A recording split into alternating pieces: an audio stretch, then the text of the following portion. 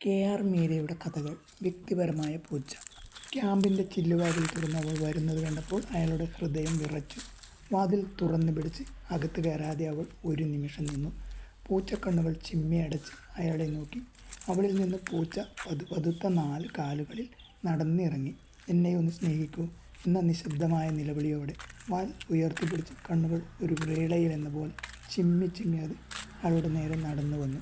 "എന്നെ സ്നേഹിച്ചില്ലെങ്കിലും ഞാൻ സ്നേഹിച്ചുകൊണ്ടേയിരിക്കും" എന്ന നിശബ്ദമായ നിലവിളിയോടെ അയാൾ കാൽവണ്ണയിൽ ഉരുമ്മി. പിന്നെ പാദങ്ങളിൽ ദേഹത്തോടെ ചടഞ്ഞു കിടന്നു. എല്ലാം കാണുന്ന മേലുദ്യോഗസ്ഥരുടെ കണ്ണുകൾ കാണും മുമ്പേ അതിനെ തിരികെ വിളിക്കൂ എന്ന് അവളോട് യാചിക്കണമെന്നുണ്ടായിരുന്നു അയാൾക്ക്. പക്ഷേ മുഖമുയർത്താൻ ധൈര്യം വന്നില്ല. അതുകൊണ്ട് അയാൾ ഫയലിൽ ഇല്ലാത്തൊരു കടലാസ് തിരക്കിട്ട് തിരഞ്ഞു.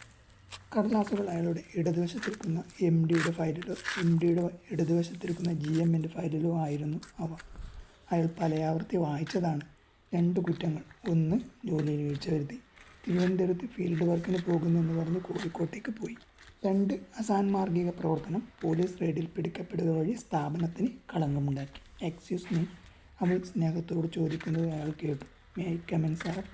"യു മേ" എം.ഡിയാണ് മറുപടി പറഞ്ഞത്. ചില്ലുവാതിൽ പതിയെ അടച്ച് അവൾ അകത്തേക്ക് നടന്നു വന്നു.